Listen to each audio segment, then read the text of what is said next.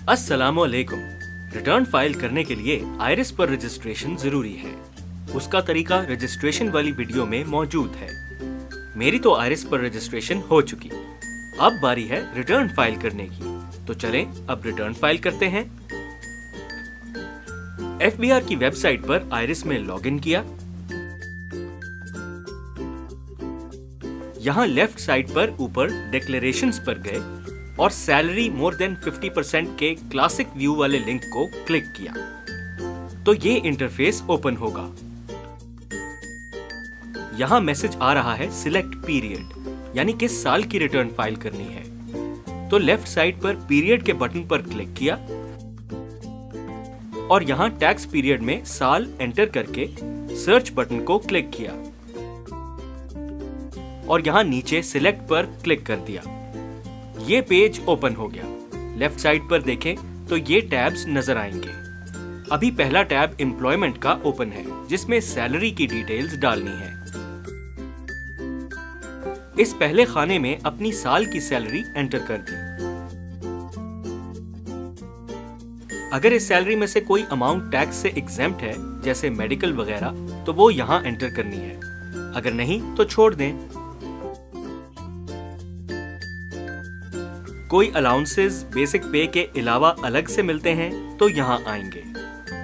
और रीइंबर्समेंट होती है जैसे ट्रैवलिंग की, तो वो यहाँ एंटर करनी है। कंप्लीट करके कैलकुलेट पर क्लिक कर दें। आगे है अदर सोर्सेज का टैब। रिसीप्ट्स डिडक्शंस पे क्लिक करें। यहाँ अगर बहबूद सर्टिफिकेट या पेंशनर्स बेनिफिट अकाउंट से प्रॉफिट आ रहा है तो वो मेंशन करना है।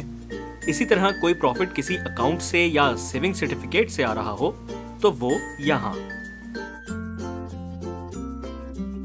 आगे है फॉरेन सोर्सेज और एग्रीकल्चर का टैब। अगर बाहर से कोई कमाई आई है तो वो यहाँ एंटर करेंगे, लेकिन वो इनकम होनी चाहिए। अगर किसी ने पैसे रेमिटेंस के जरिए भेजे हैं तो वो यहाँ नहीं आएंगे। इसी तरह अगर ज़राई आमदनी हो तो वो एग्रीकल्चरल इनकम में डाल देंगे। अब आते हैं टैक्स चार्जेबल और पेमेंट्स के टैब पर। इसमें एक टैब है टैक्स रिडक्शंस का, यानी अगर आप टीचर या रिसर्चर हैं तो आपको जो टैक्स की छूट है वो एंटर करनी है। अब आगे चलते हैं एडजस्टेबल टैक्स में। यहाँ पूरे साल में जितना इनकम टैक्स दे चुके हैं वो फिल करना है। सैलरी में से जो टैक्स कटा उसके लिए मैं जाता हूँ salary for corporate sector employees में। इसी तरह जिस भी पेमेंट पर इनकम टैक्स की कटौती हुई है वो एंटर करनी है, जैसे गाड़ी के टोकन पर, तो वो एंटर करना है यहाँ प्राइवेट व्हीकल टैक्स में।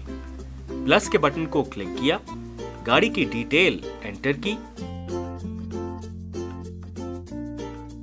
और जितना टैक्स डिडक्ट हुआ वो इस खाने में डालना है। ख्याल रखें कि इसमें गाड़ी का टोकन टैक्स नहीं, उसके साथ रसीद पे जितना इनकम टैक्स लिखा हुआ है वो एंटर करना है।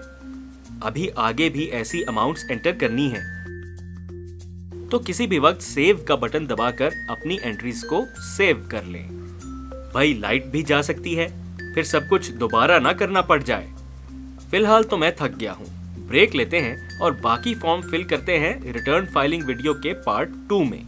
तो फिर मिलते हैं ब्रेक के बाद।